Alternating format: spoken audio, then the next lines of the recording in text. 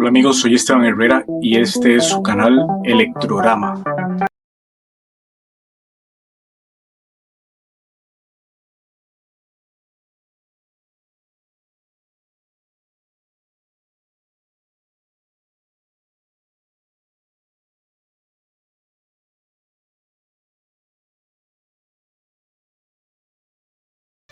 Bien, nuevamente pongo el tema de referencia aquí.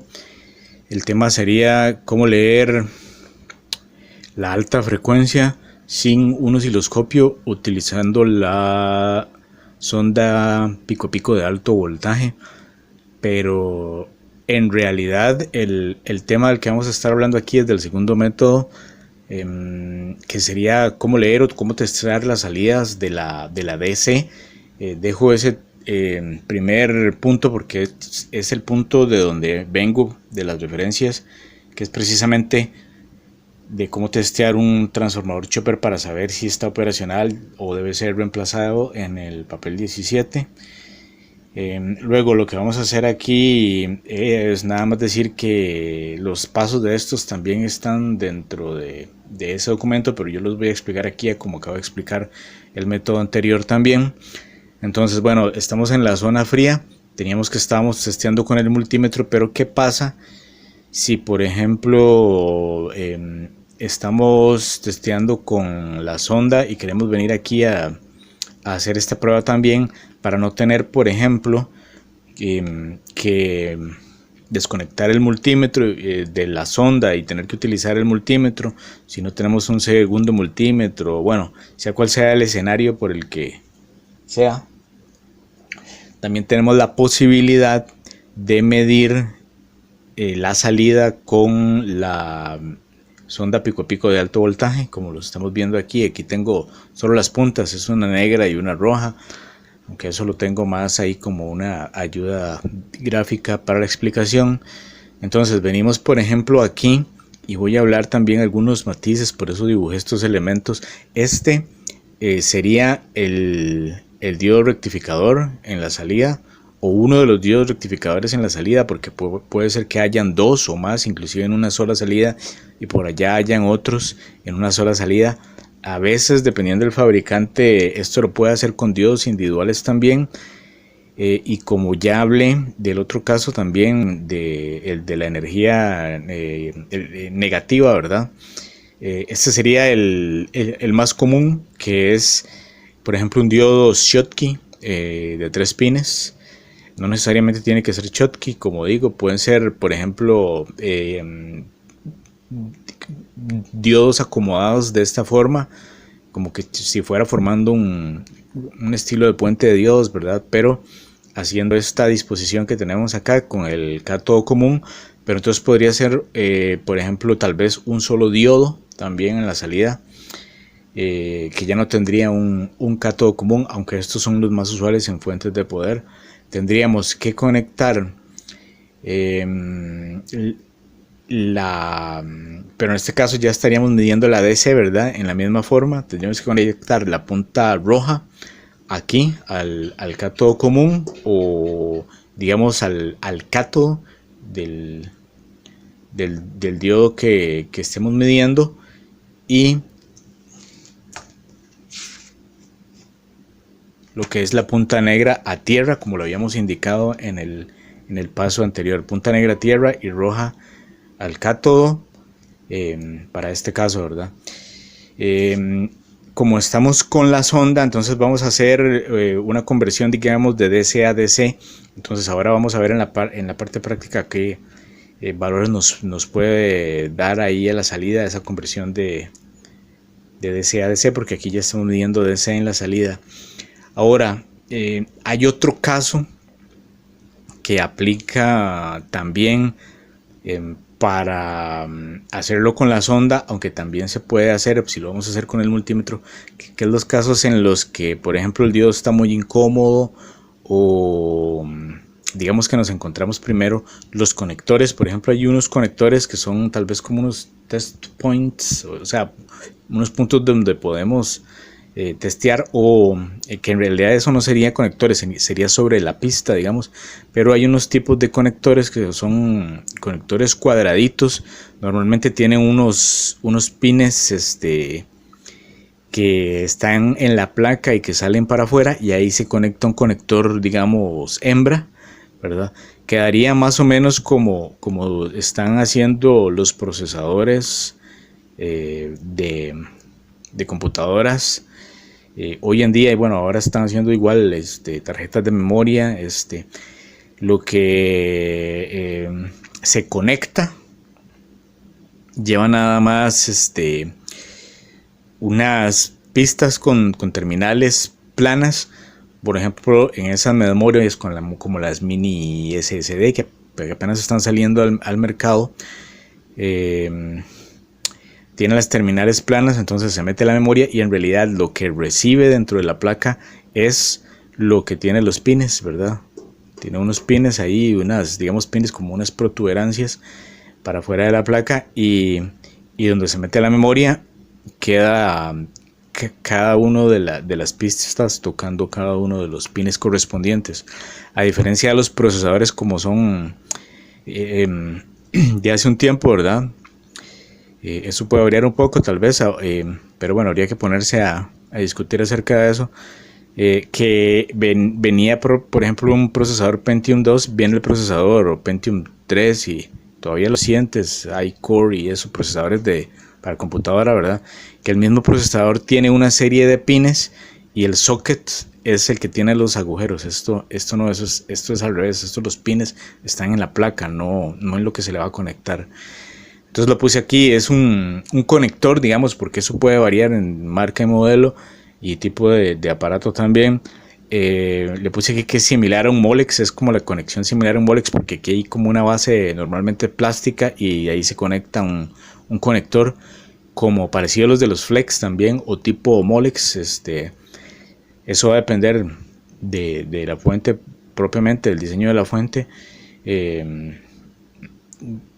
Va a ser, digamos, más robusto, va a tener cables en lugar de flex, digamos, dependiendo también de las salidas que tenemos aquí. Una de estas salidas va a ser tierra. Esto no lo apunté aquí, voy a poner para que se entienda también.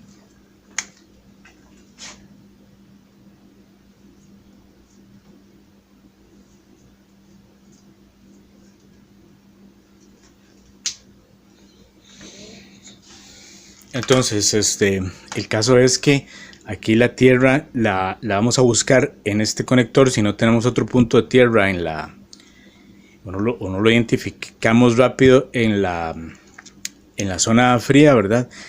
Lo que pasa es que para este tipo de conector requerimos, como dice aquí, digamos, apagar la fuente antes de conectar, porque usualmente los pines estos están uno muy seguido del otro.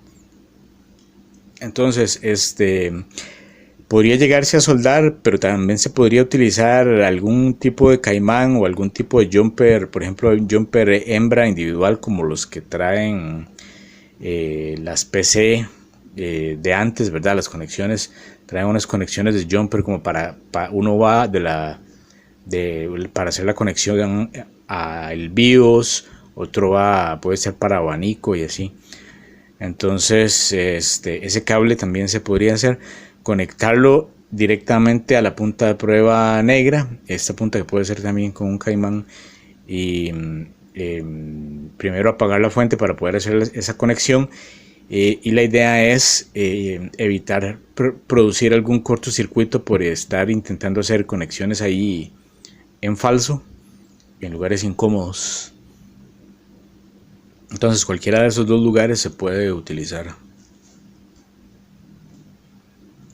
Y esta sería la segunda forma de medir la DC en las subfuentes de salida.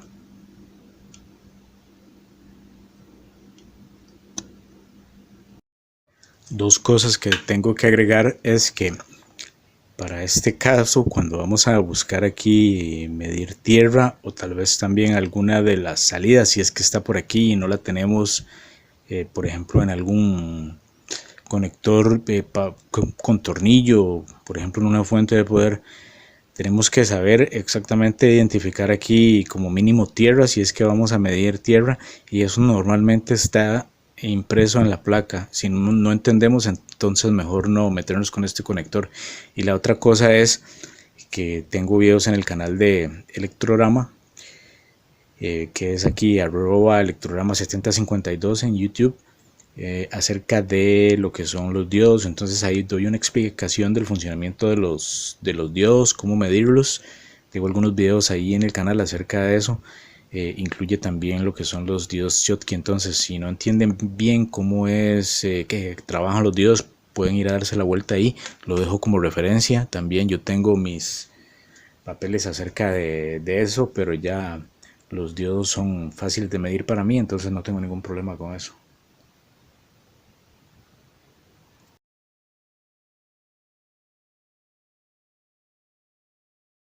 Bien, aquí tengo otro paper. Vean que estamos volviendo a los MOSFETs.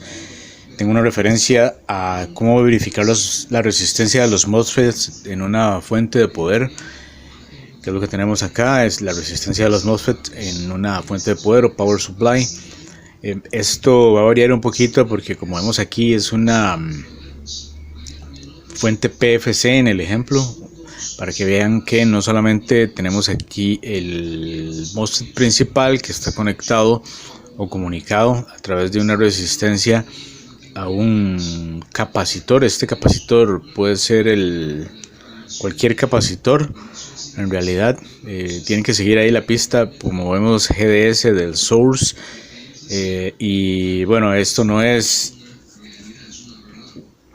como ven que se vea solo en la zona caliente para el MOSFET principal, sino que se puede ver en una subfuente como lo que es la fuente PFC. Entonces gracias a lo que hemos venido aprendiendo ya podemos identificar dónde están. Estos son como pines 1, 2, 3. La R sería la resistencia. Vean que y recuerden que no solo va a estar la conexión directa, como digo, puede ser una comunicación a través de tal vez otros componentes, pero sí se va a poder identificar esta resistencia a través de las diferentes capas o los lados. Si estamos hablando de fuente de PC, por ejemplo, todo esto puede estar en una sola capa y sobre un solo lado de la placa, dependiendo de la fuente, como ya lo voy a mencionar más adelantito.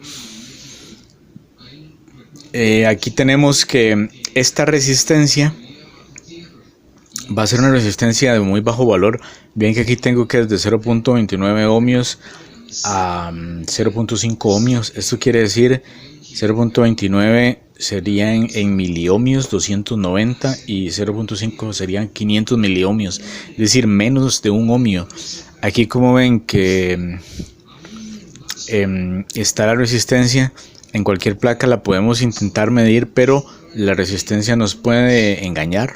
Nos puede engañar porque si le medimos, por ejemplo, con continuidad, estamos leyendo que hay continuidad. Eso nos puede hacer parecer que la resistencia está en mal estado, pero recuerden que es por el valor muy bajo de la resistencia que va a parecer que está en continuidad.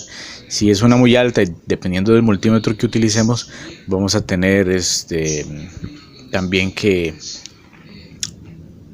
decidir, digamos, identificar el tipo de resistencia para saber si es una resistencia que en realidad está dañada o está en buen estado. Para poner un ejemplo y como referencia al proyecto que ya referí en esta presentación, la herramienta para medir todos los componentes, si yo sacara esta resistencia, esa resistencia quedaría dándome continuidad, pero si medimos resistencias más grandes, como ya acercándonos a los 80K por ahí, esa herramienta está diseñada para medir con 5 voltios. Ya vemos como el buzzer, verdad, que suena como con bips, no tanto en el luz se nota, pero más en el buzzer. Con el oído vamos a notar que empieza a cambiar el sonido y se vuelve como a ser un poco intermitente, hasta que ya en cierto valor como 80K, 100K, ya definitivamente no hay comunicación. Entonces pareciera que no no hay continuidad, ¿verdad? O que no hay resistencia por ser resistencia infinita. Para eso, ya cuando identificamos esta resistencia, tengo aquí que se puede medir con un miliómetro. El miliómetro es una herramienta que yo también tengo un video diseñado en el canal, que es un miliómetro simple. Sirve como todavía para estos valores de 0.29 ohmios a 0.5, por eso lo estoy poniendo aquí. Tal vez si fuera un valor mucho más pequeño de 0.005, como lo menciono en esos documentos y en el video del miliómetro simple, ya sería más complicado, porque vean que para medir 0.005 ohmios me da, bueno, digamos que para medir 100, aquí estoy por ejemplo 0.5, para medir 0.1, que serían 100 miliohmios, tengo un margen de error de más o menos 13 miliohmios al final. Eso sería como agarrar un ohmio y dividirlo en 100, y de esos, digo, en 1000 o en 999, y de esos tomar solo uno. Veámoslo con un voltio, es un valor demasiado pequeño. Agarro el voltio, lo divido entre 1000, y de esos logro medir solo un 1, un 2, un 3, un 4, un 5. Es una escala muy, muy pequeña y necesitamos ser bastante precisos. Ese simple creo que sí serviría para, estoy prácticamente seguro, para lo que es reparación, ¿verdad? Porque sí podemos estimar bastante bien el valor de la resistencia. Solo que está diseñado para retirarlo, entonces habría que retirar esa resistencia de ahí. ¿Qué más? Sí, en este caso, como estamos hablando de una fuente, pueden ir a ver las pizarras anteriores para ver dónde es que está positivo o negativo. Fíjense en los tipos de condensadores que están utilizando también, ¿verdad? En este caso no es un electrolítico, es un condensador que parece ser ahí de estado sólido, pero aplica lo mismo para las subfuentes y para la fuente principal en la zona caliente. Las subfuentes serían en la zona fría, ¿verdad? Bueno, nada más decir que hay un problema, que creo que no voy a poder utilizar una fuente que tengo en la parte práctica. Creo que se refiere exactamente a este diagrama, sería un excelente ejemplo, porque aquí el problema es que aquí lo que puede estar pasando es que la resistencia me pudo haber dañado el MOSFET. Si pasa que la resistencia se cortó, entonces el MOSFET deja de funcionar o se daña, dependiendo de lo que haya pasado, ¿verdad? Un corto y en dónde.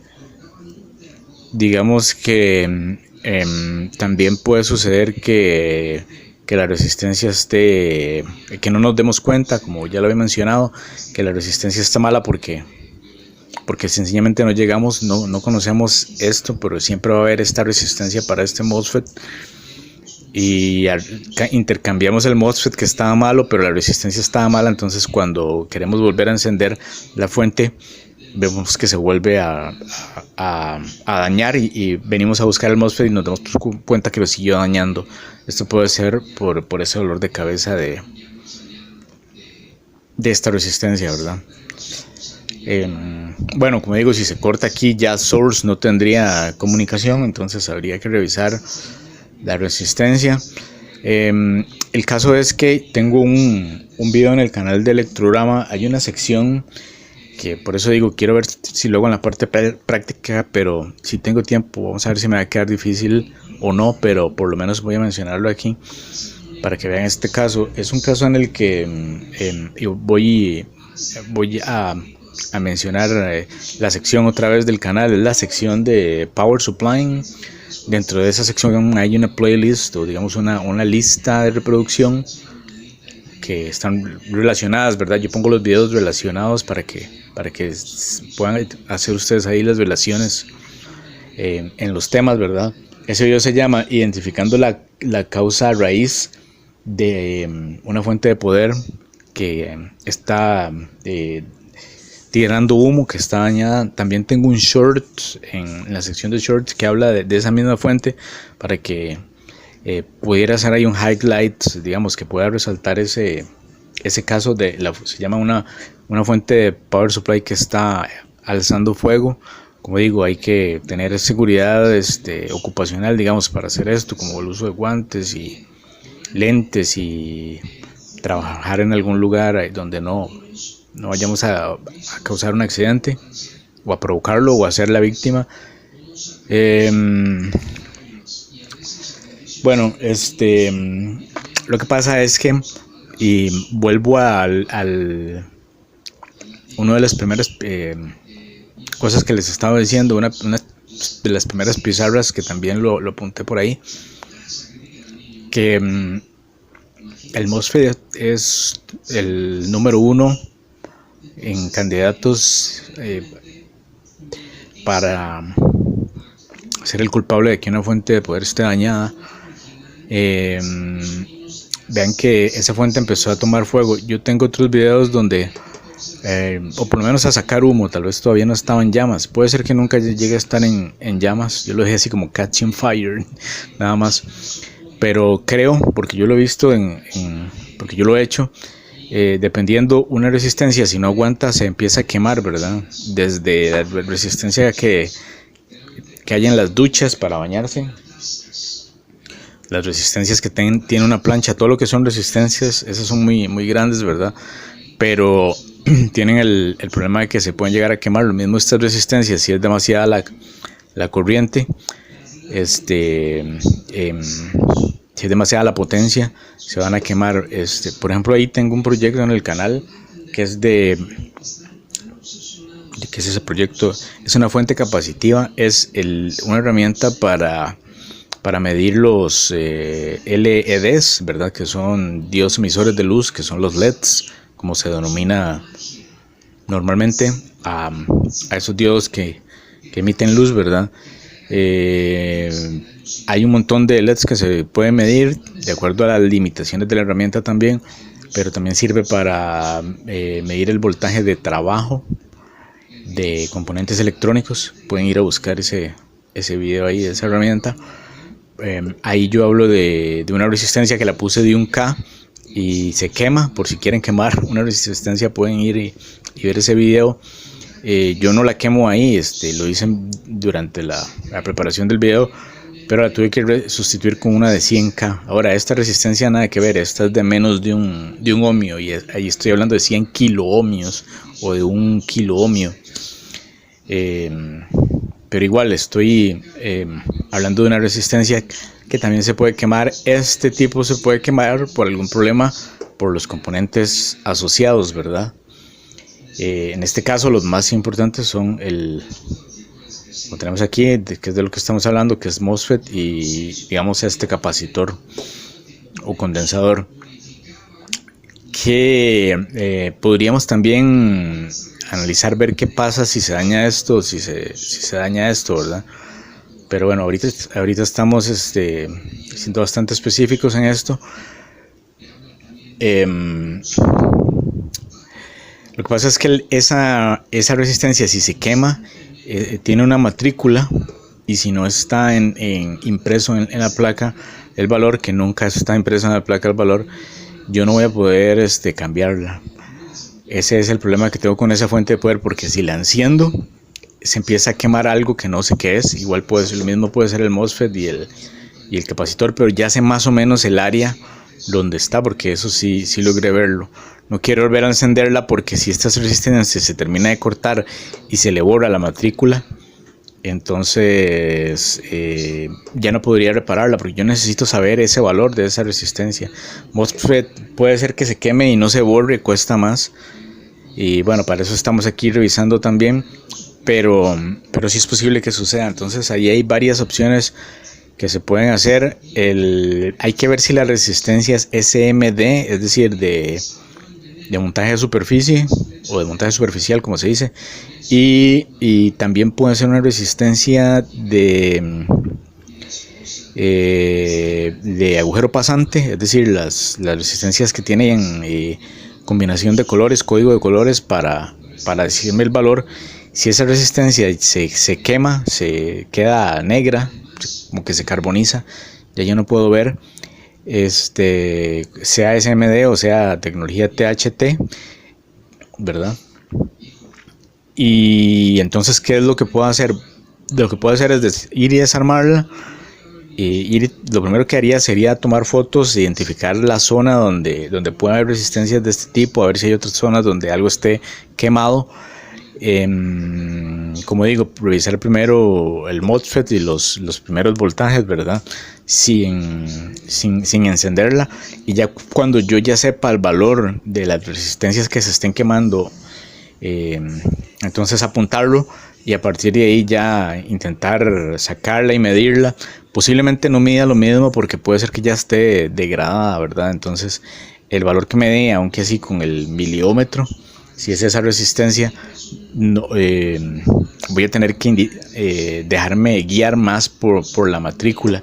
Y si no, también el otro caso es ir a buscar el diagrama esquemático de una fuente que sea similar. Eso sí lo tengo para esa fuente de poder, que yo le digo la resistencia del canal, ¿verdad?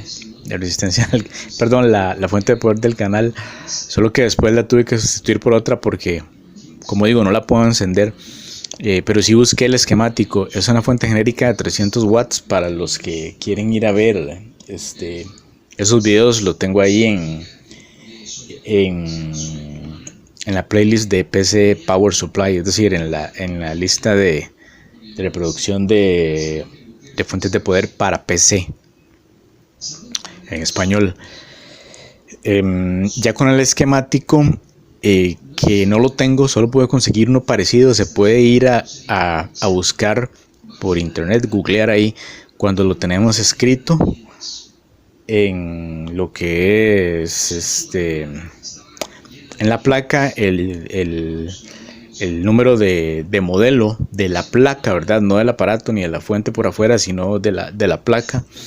Encontré uno parecido. Como son fuentes genéricas, son muchísimas las que hay.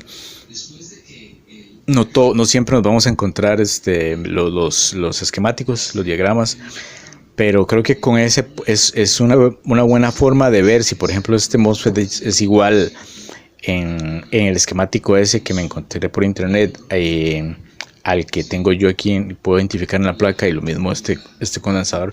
Posiblemente la resistencia vaya a ser la misma o de un valor similar, ¿verdad? En caso de que no pueda identificarla del todo, entonces podría guiarme con ese esquemático, interpretar un poco el circuito, analizarlo, a ver, para intentar cambiarla al tipo de circuito y ver el tipo de circuito, ver cómo funciona ese circuito. Ya aquí tienen más o menos las conexiones, entonces no les prometo para la parte práctica encender la fuente, pero posiblemente igual la vayamos a ver, aunque sea para hacer una comparación ahí, no sé si en esta parte, pero de cómo es que son por dentro las fuentes de poder, o si no, ver de una vez qué le podemos hacer, y si no, más adelante les haría un video para ver exactamente qué fue lo que pasó con esa fuente de poder, pues, que me tiene a mí en vilo pensando a ver cómo se puede hacer para, sea de repararla o desecharla o sacarle los componentes.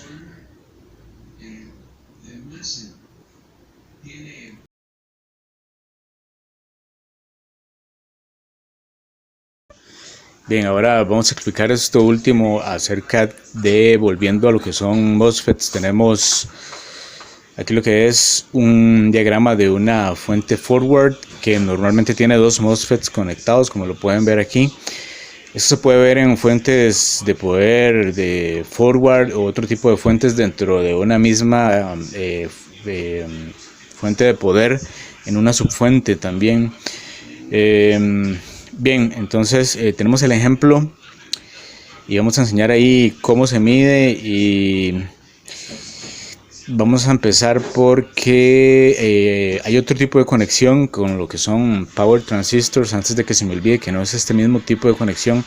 Eso se ve en los reguladores de voltaje, también dentro de las fuentes de poder. Tengo videos acerca de la fuente de poder Lo que pasa es que quiero hacerme una como lineal, entonces eso no lo he terminado, por lo menos en video dentro del canal. Pero tengo ahí algunos reguladores, inclusive hay un regulador para LM317, que es decir, con LM317, pero es un regulador que trabaja muy baja corriente, el máximo al que regula, porque creo que puede recibir más, pero es como 1.5 máximo en la salida amperios.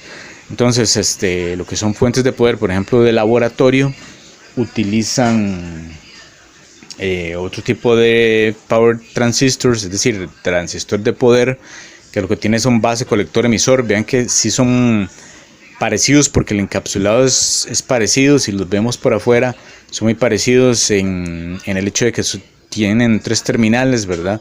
Pero esos son power transistors. Parecido también el caso de los diodos de la salida que teníamos, como los Schottky, que también tienen 3 terminales y que también tienen un tap que se va, o un flange que se va al disipador, ¿verdad? Eso con los power transistors, base, colector, emisor. Aquí no, aquí tenemos gates, porque son y eso se conecta en paralelo. Aquí se conectan diferentes, ya lo voy a mostrar, pero aquí lo que tenemos es gates, drain y source, ¿verdad? Entonces vamos a ver. Sí, de aquí para allá tenemos voltage gate high, sería voltage gate high VGH, y aquí tenemos voltage gate low, que sería VGL. En el ejemplo de LCD, Liquid Crystal Display, esta es una tecnología de pantallas, televisores, monitores de computadora, ¿verdad? PC. Este tipo de tecnología es una de las tecnologías que existen. Estaban otras tecnologías como TRC y ahí han ido evolucionando. La última creo que es una versión de las OLED y quién sabe cuántas van a venir después. Pero cada una tiene sus pros, sus contras, sus ventajas, sus desventajas. Yo lo que voy a mostrar es esta forward con este ejemplo de LCD. Entonces aquí tenemos el VGH, ¿verdad? Que se supone que es voltage high, y voltage low. En el voltage high VGH tenemos aquí el gates, ¿verdad? Y en el VGL también tenemos aquí el gate. Ven que aquí viene, digamos que es de canal N, un transistor MOSFET de canal N. Entonces lo que tenemos aquí sería el drain, ¿verdad? El drain que viene por acá, y acá tenemos el source en este punto, y vean que el source, a la salida del VGH, se conectaría así es como nos lo tenemos que encontrar en la placa, conectado al drain. Una vez que ya lo hayamos identificado, al drain del VGL, y por aquí tenemos el source del VGL que va a tierra. Todos estos 4 puntos son tierra, ¿verdad? Símbolos de tierra. Por aquí tenemos el punto de medición. El punto de medición, lo que medimos es oscilación. Lo que pasa es que aquí podríamos estar trabajando con voltajes muy altos, entonces no sé si el oscilador propiamente, digamos la herramienta para testear la oscilación en la AC, podríamos testearla aquí. Posiblemente sí, no vaya a haber ningún problema por el diseño, ¿verdad? También tenemos un capacitor de ahí de mucho voltaje, que el problema sería más que todo que el bombillo llegara a fundirse por la alta cantidad de voltaje. Pero entonces en este caso no vamos a testear ahí con eso, sabiendo que ya tenemos aquí los dos. Podemos medir utilizando en su así que olvídense de la herramienta esa de oscilación con el bombillo de neón. Vamos a medir aquí, a diferencia como lo habíamos hecho con la sonda de alto voltaje, con la pico a pico de alto voltaje, que es la que también estamos tratando aquí. Entonces aquí tenemos el punto. Ese punto, si lo seguimos buscando aquí, vamos a encontrar que va al primario. Estamos aquí dentro de Dentro de esa zona, digamos, el primario de este transformador, aunque como digo, puede estar en una subfuente, en una fuente independiente, una forward independiente.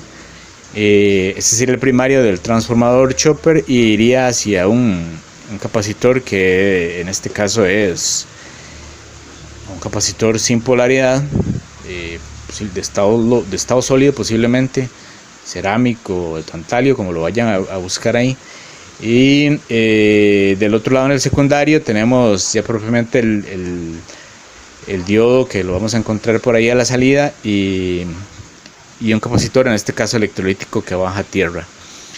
Y eso sería para las fuentes forward, y ya con esto cerraría propiamente lo que es el tema de MOSFETs.